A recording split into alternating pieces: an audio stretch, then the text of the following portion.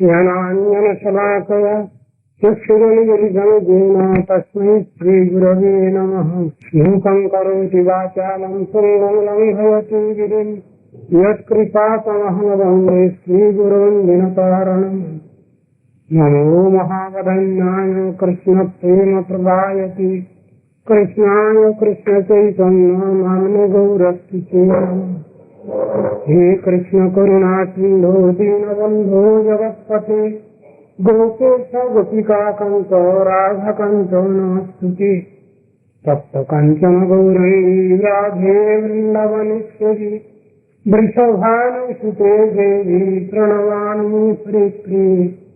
वृन्दायै तुलसीदेव्यै प्रियायै केशवस्य च कृष्णभक्तिप्रदे देवी सत्यवत्यै नमो नमः।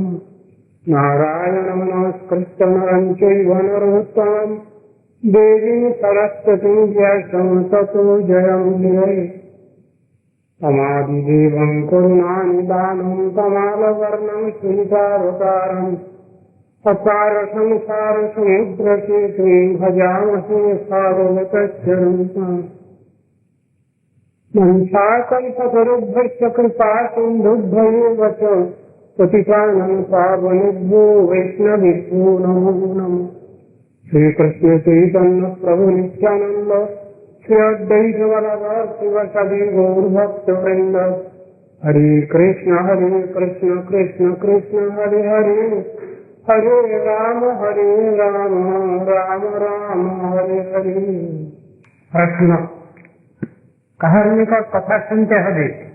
উত্তর শ্রী গুরুভাগ কর্ম হতে এবং সেই ছোটবাণী ইষ্টদেবের সুখার্থ অন্য শিশুর নিকট কীর্তন করতে হবে। অশ্রদ্ধধানের নিকট নহে। গুরুর নিকট শ্রবণ করতে হবে, পাষণ্ডের নিকট নহে। ভুলবশত অভক্তকে গুরু করলে তাকে বর্জন করে পুনরায় বৈষ্ণব গুরুর কৃপা গ্রহণ করতে হবে। প্রশ্ন ভগবত ভক্তির উপায় কি? উত্তর ভগবানের সেবাই জীবের নিত্য ধর্ম। জীব যে সকল বস্তুর পশ্চাতে ধাবিত হয় সে সকলই জন্মস্থিতি ও ভঙ্গাধীন। অসতে সত্যবুদ্ধি বা অনিত্যে নিত্যবুদ্ধি করে সুখের বিনিময়ে দুঃখই মানবে ভাগ্যে ঘটে থাকে। কিন্তু মানব যখন বুদ্ধিমান হয়, দেখে শুনে চতুর হয়, তখন সাধু সঙ্গে সেই অশোক অভয় অমৃতাধার ভগবানের সেবায় জীবন উৎসর্গ করে। শ্রী শ্রী রাধা গোবিন্দের সেবাই জীবের সাধ্য পরাকাষ্ঠা। শ্রী রাধা গোবিন্দ মিলিততনু শ্রী গৌর সুন্দর সকলকে সেই সেবাশ্রী প্রদানের জন্যই প্রপঞ্চে অবতীর্ণ হয়েছিলেন। সেই নামাশ্রয় দ্বারা সেই কৃপা লাভ হয়, এতদ ব্যতীত অন্য উপায় নাই। প্রশ্ন শরণাগতের মঙ্গল কি হবেই? উত্তর নিশ্চয়ই হবে।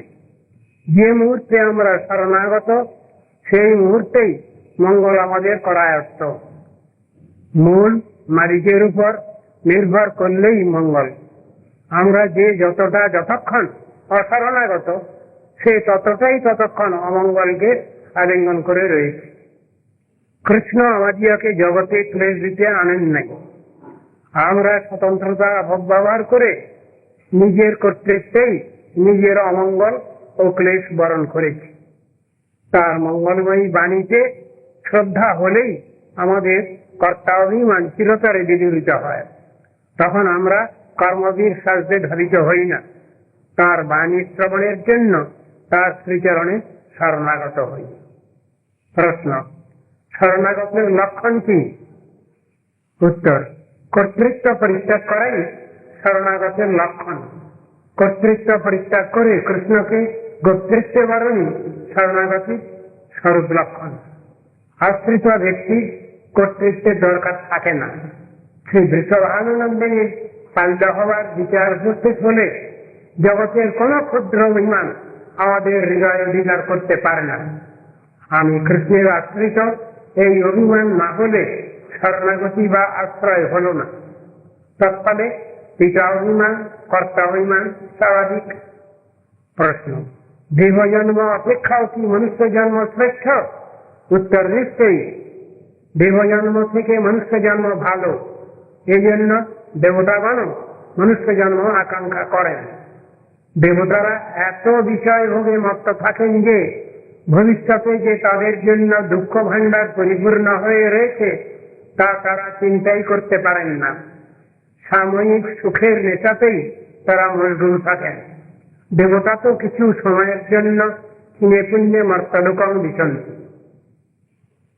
ইতর প্রাণী অপেক্ষা মানুষের ভবিষ্যতের জন্য চিন্তা অধিক।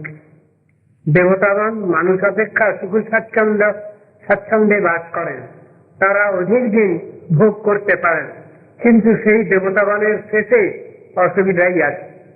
দেবতারা জন্ম ঐশ্বর্য শ্রুত স্ত্রীর দ্বারা পরিবেষ্টিত হয়ে সেই সকলের শ্রীবৃদ্ধির যত্ন করেন। তারা মানুষ অপেক্ষা অধিক ভোগ সমৃদ্ধ করেন বলে আমরা তাদেরকে বড় মনে করি। কিন্তু মানুষের একটা বিশেষ সুবিধাই যে তারা দেবতার ন্যায় অতি বড় না হওয়ার দরুন তারতম্যগত মঙ্গল চিন্তা করবার অধিকার লাভ করেছেন। মানুষ ও দেবতার অনুকরণে জন্ম ঐশ্বর্য প্রভৃতিতে ব্যস্ত থাকলে নিজের মঙ্গল চিন্তা করতে পারেন না। দেবজন্ম অপেক্ষা মনুষ্য জন্মে ভগবত ভজনে ও সাধু সঙ্গের সুযোগ বেশি। এই জন্যই দেবজন্ম অপেক্ষা মনুষ্য জন্মের শ্রেষ্ঠত্ব। মনুষ্য জীবনে নানা প্রকার অসুবিধা প্রতি মুহূর্তে আমাদেরকে জাগতিক লাভে বা সংসারের ক্ষণভঙ্গুরতা জানিয়ে দিচ্ছে। কিন্তু দেবতাদের অপেক্ষাকৃত নিরবচ্ছিন্ন ভোগময় জীবনে এই সকল ক্ষণভঙ্গুরতা সহজে উপলব্ধি হয় না। এইরূপ মনুষ্য জীবন লাভ করে আমাদের অবকাশ হয়েছে যাতে করে আমরা নিজের মঙ্গল বিধান করতে পারি, কোনটি মঙ্গল কোনটি অমঙ্গল তা জানতে পারি। প্রশ্ন: সর্বশ্রেষ্ঠ উপকারী বন্ধু কে? উত্তর: যারা হরিনামে জীবকে আকর্ষণ করেন তাদের নয়, প্রকৃত বান্ধব ও উপকারী জগতে আর কেহ নাই। কোটি কোটি দাতা কর্ণের দান হরিনাম প্রচারকারীগণের মহাবদান্যতার নিকট অতি সামান্য ও তিরস্কৃত। প্রশ্ন: কিভাবে কৃপা বা শক্তি লাভ হয়? উত্তর: একান্ত ভাবে শ্রী গুরুপাদ পদ্ম আশ্রয় করলে গুরু কর্তৃক জীব হৃদয়ে কৃষ্ণ শক্তি সঞ্চারিত হয়। সেই কৃপা শক্তি সেবা দ্বারা পরিপুষ্ট হয়ে ক্রমশ অনর্থ রাশি ধ্বংস করতে থাকে। কিন্তু সেবা ছাড়িয়া দিলে বা সেবার প্রতি উদাসীন হইলে আবার অনর্থ রাশি প্রবল হওয়ায় কৃষ্ণ শক্তি ক্রমশ অপসৃত হয়। কোন বীজ উক্ত হইলে যেমন তাহাতে যত্নের সহিত জল সেচনাদি দ্বারা উহাতে অঙ্কুর বাহির হয় এবং সেই অঙ্কুর সবল হইয়া বৃক্ষে পরিণত হইবার পূর্ব পর্যন্ত তাহাতে বাহিরের আক্রমণ হইতে রক্ষা করা প্রয়োজন, সেই প্রকার গুরুদত্ত কৃষ্ণ শক্তি ভজন দ্বারা ক্রমশ বর্ধিত করা প্রয়োজন। প্রশ্ন: ভক্তি ও অভক্তি কাহাকে বলে? উত্তর: ইন্দ্রিয়জ জ্ঞানকে পরিত্যাগ না করার নাম অভক্তি।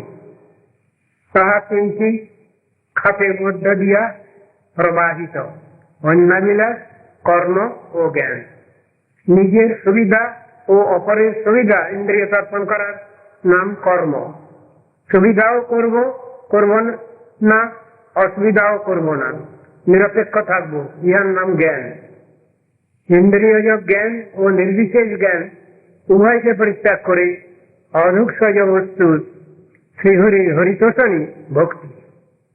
ভোগ ও মুক্তির হাত হতে মুক্তি লাভ না হলে ভক্তির ভূমিকা আরম্ভই হয় না। প্রশ্ন: দুর্বল চিত্ত ও অপরাধীর মধ্যে পার্থক্য কি? উত্তর: দুর্বল চিত্ত ও অপরাধী ঠিক এক শ্রেণীর নহে। যদিও দুর্বলতাই কালে অপরাধে পরিণত হইতে পারে, তথাপি দুর্বলতার অধিকারে কামনার উৎপাত ও অপরাধের প্রতি ঘৃণা আছে।